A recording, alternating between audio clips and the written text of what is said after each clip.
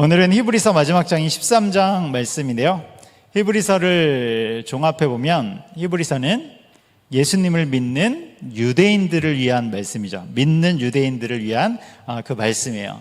당시 유대인들은 핍박을 받고 있지 않았습니까? 예수님을 믿는다는 이유로 박해와 어려움 가운데 있는 거예요. 그러니까 이 박해와 어려움이 있으니까 신앙을 버리고 다시 유대교로 돌아가야지, 이런 사람들이 등장하기 시작한 것입니다. 아니, 기독교나 유대교나 다 똑같은 하나님 믿는 건데 뭐 어때? 그러면서 다시 유대교로 돌아가려는 사람들이 등장한 것이죠. 왜냐하면 당시 유대교는 핍박의 대상이 아니었기 때문에 그런 거예요. 이런 상황 속에서 예수님이 누구인지를 말씀하고 있는 그 성경이 바로 히브리서가 되는 것이죠. 그러니까 일종의 신앙의 재교육입니다. 예수님을 믿는 자들에게 다시금 예수님을 알려주는 신앙의 재교육이 되는 것이죠. 우리 교회가 제자훈련 1단계, 2단계 이런 것을 하는 것처럼 당시에 믿는 유대인들을 향해서 신앙의 교육을 하는 거예요. 이런 것을 보면 신앙은 계속해서 배워야 하는 것이다. 우리가 이것을 알 수 있는 것이죠.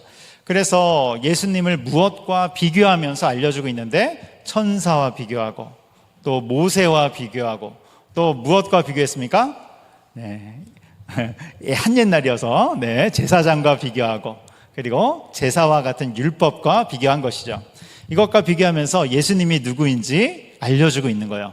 그런데 여러분, 천사, 모세, 제사장 이런 것들은 유대인들에게는 익숙한 것이잖아요. 우리는 익숙하지 않을 수 있지만 이 구약의 문화들이 유대인들에게는 익숙한 것이기에 이 익숙한 것을 가지고 예수님을 알려주는 그 신앙의 교육을 하고 있는 것입니다. 그리고 이렇게 신앙의 교육을 함으로 인해 결국 하려는 것은 믿음을 바로 세우기 위함이에요. 어려운 시절 속에, 이 핍박의 시절 속에 믿음이 바르게 서도록 하기 위함, 이것을 위해서, 이것을 목적으로 여기까지 온 것이죠. 그래서 11장부터는 믿음이 무엇인가 이런 직접적인 말씀이 나오고, 그러면서 실제 믿음으로 살아간 그 사람들의 이야기가 나오죠. 아브라함, 또 이삭, 모세, 라합과 같은 믿음으로 살아간 그 사람들의 이야기가 나오는 것입니다. 이걸 쭉 이야기하면서 결국 이 히브리서를 읽는 우리도 믿음으로 살아갈 것을 권면하고 있는 거예요. 그러면서 결론적으로 이제 12장 2절 말씀, 결론적으로 이제 12장 2절 말씀이 나오는 것이죠. 우리 12장 2절 말씀 같이 한번 읽어보도록 하겠습니다. 앞부분만 읽을 건데요. 읽겠습니다. 시작. 믿음의 주여 또 온전하게 하시는 이인 예수를 바라보자. 할렐루야.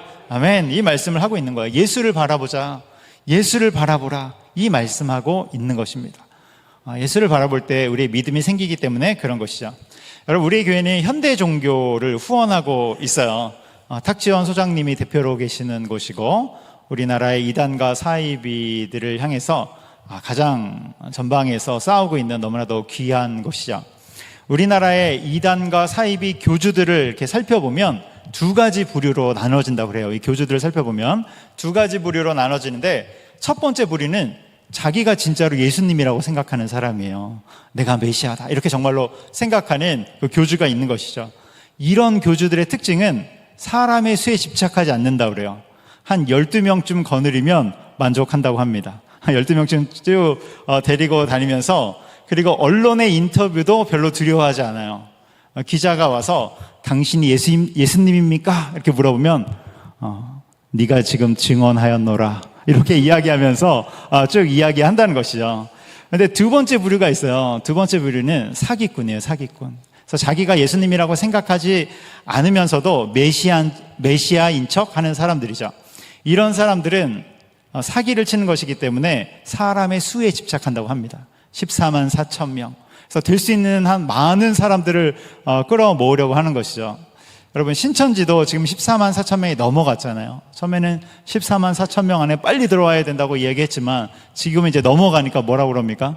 영적인 14만 4천 명 이렇게 포장해서 다르게 이제 나가고 있는 것이죠. 그리고 이러한 이제 사기를 치는 사이비 교주들은 언론의 취재를 두려워한다고요. 그래서 들통날까봐 두려워하는 것이죠. 사기가 이제 밝혀질까봐.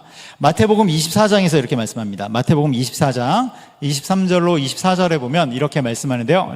한번 띄워주시기 바랍니다. 마태복음 24장 23절로 24절. 제가 23절, 여러분들이 24절 읽겠습니다. 그때 사람이 너희에게 말하되 보라 그리스도가 여기 있다 혹은 저기 있다 하여도 믿지 말라. 거짓 그리스도들과 거짓 선지자들이 일어나 큰 표적과 기사를 보여 할 수만 있으면 택하신 자들도 미혹하리라. 아멘. 그래서 여러분 성경을 읽어보면 말세로 가면 갈수록 세상은 더욱 악해지고 믿는 자들을 미혹한다, 이렇게 말씀하고 있는 것이죠. 그런데 이것은 꼭 이제 이단과 사이비뿐만이 아니라 세상의 풍조도 그렇고 우리 믿는 사람들을 미혹하고 또 세상은 더욱더 악해지고 또 타락해져가는 문화들을 봐도 그렇지 않습니까? 세속주의, 또 물질 만능주의, 이런 것들이 있는 것이죠. 이러한 세상을 향해서 예수님이 누가복음 18장 8절에서 이렇게 말씀하세요. 누가복음 18장 8절 한번 읽겠습니다. 시작. 내가 너희에게 이르노니 속히 그 원한을 풀어주시리라. 그러나 인자가 올 때 세상에서 믿음을 보겠느냐 하시니라. 아멘. 여기 끝에 보면 뭐라고 나옵니까? 인자가 올 때, 예수님이 올 때 세상에서 믿음을 보겠느냐. 그러니까 예수님이 다시 올 때, 그때가 되면 믿는 자를 발견하기가 어렵다는 거예요. 예수님이 이 땅에 다시 오실 때 믿는 자들이 거의 없다는 것입니다. 물론 이것은 휴거와 관련이 있기 때문에 예수님이 이렇게 말씀하신 거예요. 그런데 여러분, 세상은 끝을 향해 갈수록 점점 더 악해지고 믿는 자들을 시험할 것입니다. 유혹과 핍박이 더 강해질 거예요. 지금 유럽을 보면 그렇지 않습니까? 여러분, 영국의 교회들을 보면 이 교회가 다 바뀌고 있죠. 요즘은 뭘로 바뀌고 있냐면 모스크로 바뀌고 있어요. 이슬람 사원 모스크로 바뀌고 있어요. 그래서 영국의 큰 교회 건물에서 십자가를 떼어내고 위에 그 모스크 돔을 탁 올려놓는 그런 교회들이 많이 등장하고 있습니다. 이슬람이 점령을 한 것이죠. 또 프랑스 같은 곳에는 동성애 차별금지법이 점령을 했죠. 그래서 교회가 복음을 전하기가 어려운 그런 시대가 되어버렸어요. 믿는 자들이 점점 어렵고 믿는 자들을 찾아보기가 어려운 것이죠. 그런데 여러분, 세상이 이렇게 달려가지만 그럼에도 중요한 것은 그러한 세상 속에서 여전히 믿음으로 사는 자들이 있다는 거예요. 여러분, 여전히 믿음으로 사는 자들이 있습니다. 홍수 심판 그 시대 속에서, 그 어두운 시대 속에서 노아가 믿음으로 살아가죠. 여러분, 아합 왕 시절에, 그 어두운 시절에 엘리야가 믿음으로 살아가지 않습니까? 그리고 그 포로 시대, 암울한 그 시대에 다니엘이 믿음으로 살아가는 것이죠. 그런 것처럼 믿음으로 사는 자들이 있는 거예요. 그리고 여러분, 여기 있는 우리가 점점 악해지는 이 세상 가운데 믿음의 사람으로 살아가기를 주님의 이름으로 축복합니다. 그래서 우리가 믿음의 사람으로 살아가야 되는데요, 이 믿음의 사람으로 살아갈 때 키는 무엇이냐면 예수님을 바라보는 거예요. 예수님을 바라보는 거. 그것을 이 히브리서가 말씀하는 바가 이것입니다. 예수님을 바라봐라. 그래서 12장 2절에 뭐라고 나옵니까? 12장 2절 다시 한번 띄워주세요. 여기 보면 믿음의 주여 또 온전하게 하시는 이인 예수를 바라보자. 할렐루야. 여기에 모든 해답이 있다는 것입니다. 우리의 믿음은 여기서부터 시작된다는 거예요. 예수님을 바라보는 거. 예수님을 바라보는 것. 우리 이 구절을 지난주에도 말씀드렸지만 여기에서 믿음의 주요, 이 믿음의 주가 무슨 뜻입니까? 믿음의 창시자라는 뜻이죠. 믿음의 길을 열어주시고 믿음을 시작해 하신 분이 바로 예수님이라는 거예요. 믿음의 주요. 또 온전하게 하시는 이, 여러분, 온전하게 하시는 이라는 말씀의 뜻이 뭐예요? 믿음의 완성자라는 뜻이죠. 그래서 우리의 믿음을 온전하게 완성시켜 주시는 거예요. 그러니까 예수님은 어떤 분입니까? 우리 그림 보여주세요. 네, 다음 그림 보여주세요. 그래서 예수님은 믿음의 창시자가 되어서 우리의 믿음을 시작해 하시고 우리의 믿음의 근원이 되시고 뿌리가 되시면서 결국 우리의 믿음을 온전하게 완성시켜 가시는 분이 바로 예수님이라는 거예요. 다음 그림이요. 그래서 믿음을 시작하고 믿음을 완성해 가실 때 가실 것인데 그 사이에 뭐가 있습니까? 믿음의 인도하심이 있는 거예요. 믿음의 인도하심. 그래서 여러분, 우리 가운데 믿음을 주신 분도 예수님이고, 여러분, 우리가 마음 먹어서 믿었습니까? 아니요. 예수님이 믿음을 주셨으니까 우리가 신앙이 생긴 거예요. 믿음을 주신 분도 예수님이요. 결국 우리의 믿음을 완성해 가실 분도 예수님이고, 그리고 그 사이에 우리의 믿음의 발걸음을 인도하시는 분도 예수님이기에 우리는 무엇을 해야 됩니까? 그러한 예수님을 바라보는 것입니다. 끊임없이 바라보는 거예요. 여러분, 시련과 어려움이 올 때 그때도 예수님을 바라보고, 우리가 푸른 풀밭에 누워있을 때도 예수님을 바라보고, 믿음의 주여 온전하게 하시는 이 예수 그리스도를 바라보는 것, 여러분, 여기에 우리의 모든 해답이 있는 것입니다. 오늘 예배 시간에 예수님을 바라보기에 나오신 여러분들 주님의 이름으로 축복합니다. 우리 찬양을 통해서 예수님을 끊임없이 바라보는 거예요. 말씀을 통해서 예수님을 끊임없이 바라보는 것입니다. 기도를 통해서 끊임없이 우리 예수님을 바라보는 것입니다. 여러분, 어떠한 순간에서도 예수님을 바라보시기 바라요. 할렐루야, 아멘. 저는 이 구호가 참 좋습니다. 한 주의 시작은 주일 예배로, 한 주의 마무리는 금요 기도회로. 누가 만들었는지 너무 잘 만들었어요. 여러분, 이렇게 해서 우리는 계속해서 예수님을 바라보는 거예요. 이렇게 믿음의 사람이 되도록 완주해 가는 것이죠. 우리 갈라디아서 6장 9절에 이런 말씀이 나옵니다. 갈라디아서 6장 9절, 우리 같이 한번 읽어보겠습니다. 시작.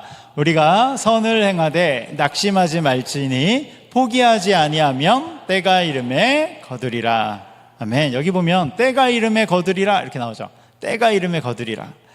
이 말씀은 사실 이 거둔다는 것은 영생을 거둔다는 뜻이에요. 영생을 거둔다는 거예요. 그러니까 이 말씀을 뒤집어서 말하면 영생에 이를 때까지 낙심하지 말고, 전의 구절까지 보면 성령 안에서 살라 이런 말씀이 되는 거예요. 영생을 이룰 때까지 낙심하지 말고 성령 안에서 살아라. 여러분, 우리의 최종 목적지는 천국이죠. 우리 모두 다 천국에 갈 것입니다. 할렐루야, 아멘. 우린 천국에서 다 만나서 천국 잔치 할 거예요. 다 천국에 만날 때. 그런데 천국을 향해 갈 때 때로는 반드시 낙심할 일이 생긴다, 안 생긴다? 생긴다. 낙심할 일이 반드시 찾아오는 거예요. 그런 상황이 펼쳐지는 거예요. 그런데 그럴 때도 우리 그리스도인들은 어떻게 합니까? 포기하지 않고 그 길을 가는 것이죠. 포기하지 않고. 아브라함이 포기하지 않고 갔듯이, 그가 가나안 땅에 딱 들어갔는데 기근이 찾아오잖아요. 그런 속에서 낙심될 일이 있지 않습니까? 그런데 그런 상황 속에서 잘 대응을 하지 못해서 애굽으로 내려가서 실패합니다. 그런데 그럼에도 불구하고 그가 포기하지 않고 믿음의 길을 가죠. 모세도 마찬가지예요. 여러분, 모세가 늘 승승장구했습니까?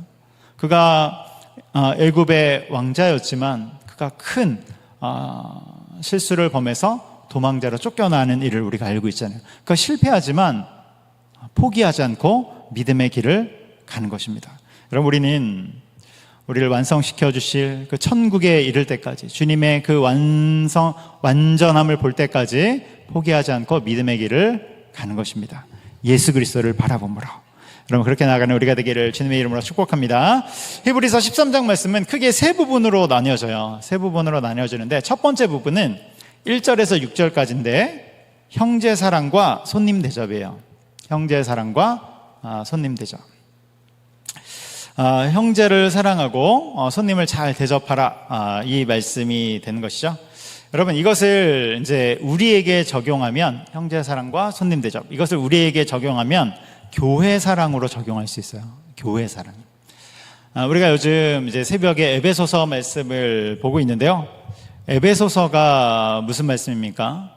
교회에 대한 말씀이고, 특별히 교회 사랑에 대한 말씀으로 적용할 수 있는 그것에 대해서 하고 있는 말씀이죠. 우리가 하나님의 뜻을 궁금해해요. 목사님, 하나님의 뜻이 무엇인지 너무 궁금합니다. 하나님의 나라를 어떻게 이루는지 궁금합니다. 그런데 에베소서를 통한 하나님의 뜻은 무엇이냐면, 에베소서를 통해서 우리에게 하나님의 뜻을 주셨는데 그것은 교회를 사랑하는 것이고 교회를 세워가는 거예요. 이것이 바로 에베소서를 통해서 우리에게 주신 하나님의 뜻이 되는 것이죠. 그리고 오늘 본문인 히브리서 13장 초반부도 역시 같은 것입니다. 여러분, 교회가 어떤 것입니까? 교회는 예수님이 핏값으로 사신 너무나도 거룩하고 귀한 공동체가 되는 것이죠.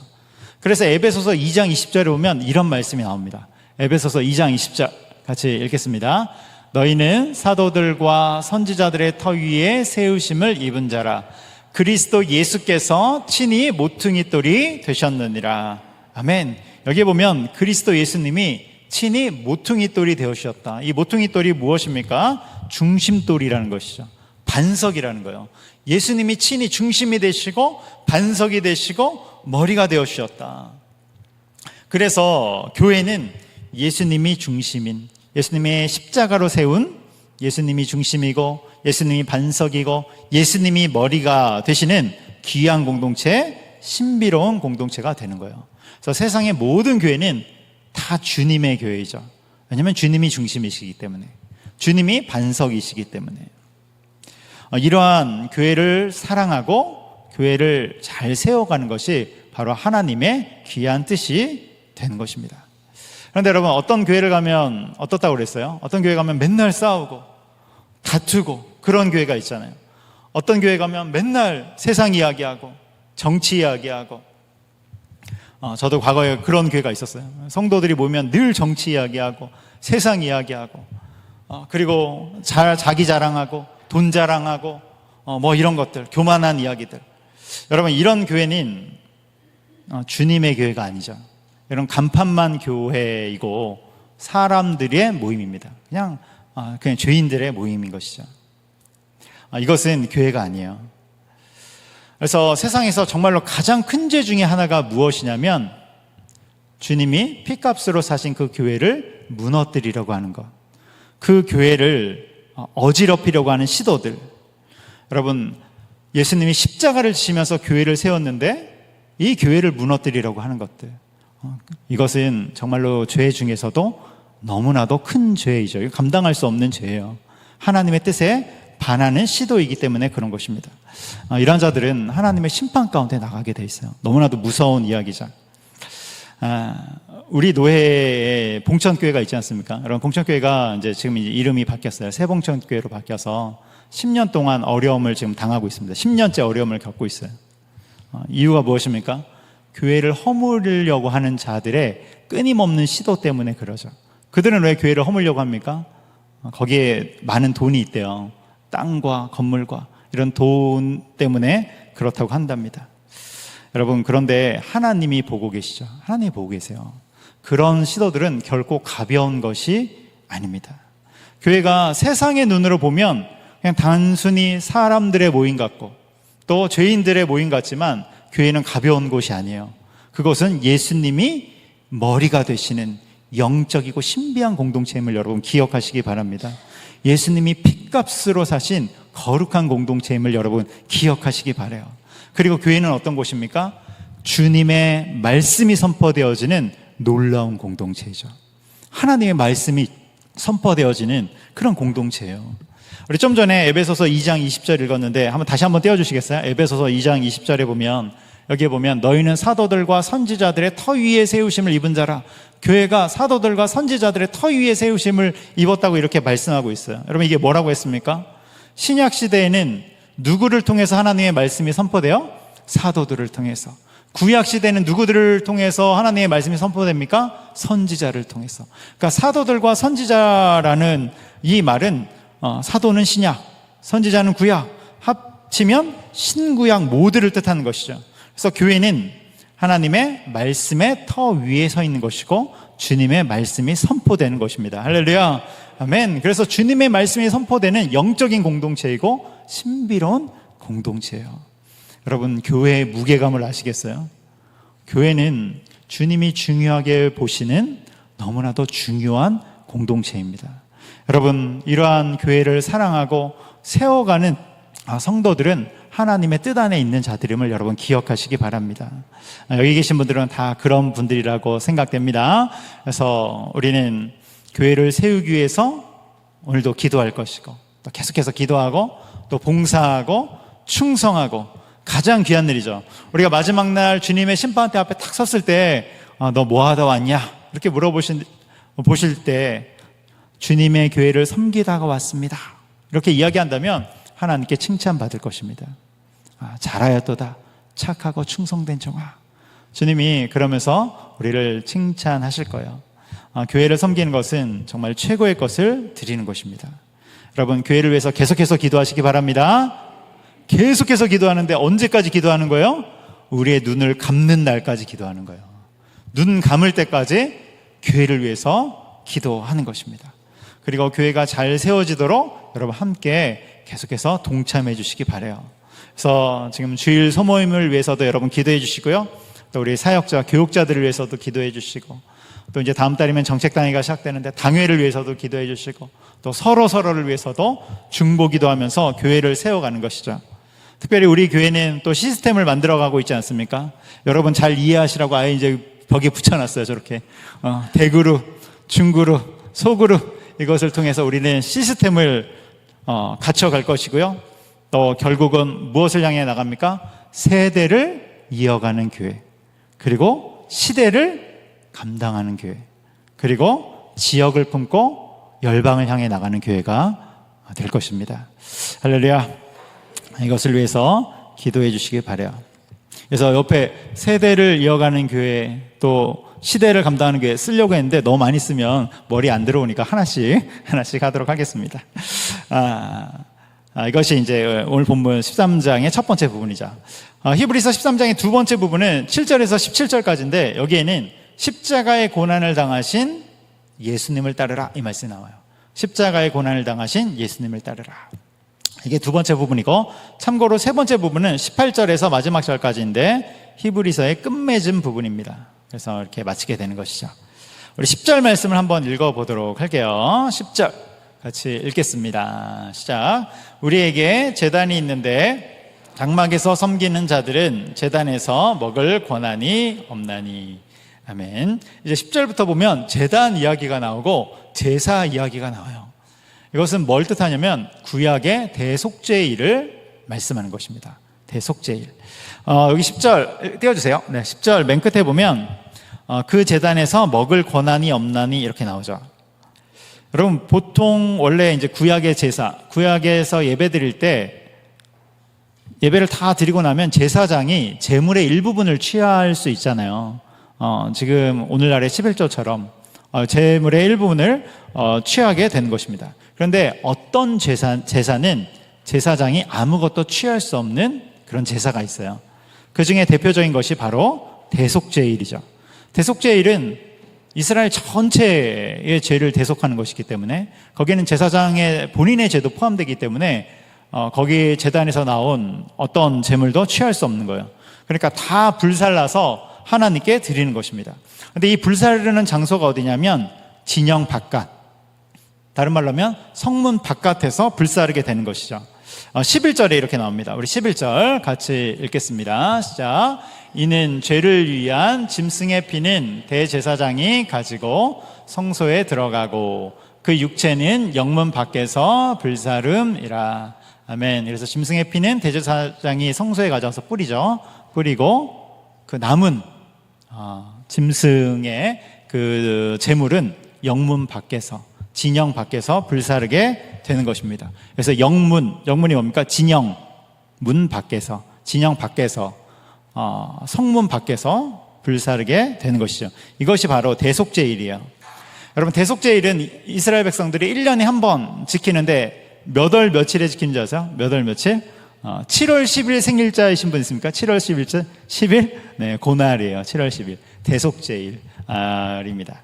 그래서 이것을 통해서 이스라엘 전체가 하나님 앞에 회개하면서 깨끗함을 받는 날이죠. 그런데 이 대속죄일의 특징을 보면 지금까지 말씀드린 것처럼 예배를 드린 후에 남은 제물을 제사장이 취할 수 없어요. 대제사장도 취할 수 없습니다. 그 누구도 취할 수 없어요. 그리고 남은 제물은 어떻게 합니까? 영문 밖에, 성문 밖에서 불살라서 태워야 되는 거예요. 이렇게 하면 온 이스라엘 백성이 죄를 대속받게 되는 것이죠. 그런데 여러분, 이 지점에서 중요한 게 있어요. 예수님도 영문 밖에서, 성문 밖에서 십자가를 지셨죠. 예수님이 성문 밖에서 자기 육체를 드리심으로 대속죄일의 그 희생된 제물처럼 하나님께 드린 바 되어서, 여러분, 대속죄일은 이스라엘 백성만 깨끗하게 되는 날인데 예수님이 십자가에서 자신을, 영문 밖에 십자가에서 자신을 드림으로 온 인류가 깨끗하게 된, 거룩하게 된 그 사건이 일어나게 된 것이죠. 그리고 이것은 일시적인 것이 아니라 영원한 속죄가 되는 거예요. 영원한 속죄. 여러분, 우리 인간이 예수님을 만나기 전의 상태를 한번 생각해 보세요. 예수님을 알기 전의 상태, 그것을 한마디로 하면 죄인이잖아요. 이것에 대해서 로마서 5장 10절에는 죄인 정도로 말하는 것이 아니라 원수다 이렇게 얘기해요. 하나님과 원수인 상태다. 그러니까 하나님과의 원수니까 우리 예수님을 만나기 전에 원래 우리의 상태는 어떤 상태냐면 주님의 심판을 기다리는 상태예요. 주님의 진노 속에서 심판을 기다리는 것이 우리의 원래 상태란 말이에요. 그런데 그런 우리를 주님이 십자가의 보혈로 깨끗하게 해주셔서 새 사람으로 거듭나게 하신 것입니다. 고린도후서 5장 17절에 이렇게 나옵니다. 고린도후서 5장 17절 같이 읽습니다. 그런즉 누구든지 그리스도 안에 있으면 새로운 피조물이라. 이전 것은 지나갔으니 보라 새 것이 되었도다. 아멘. 여러분, 우리는 원래 심판받을 존재이죠. 그런데 그리스도 예수의 보혈로 인하여서 우리는 어떻게 됐습니까? 새로운 피조물이 된 것입니다.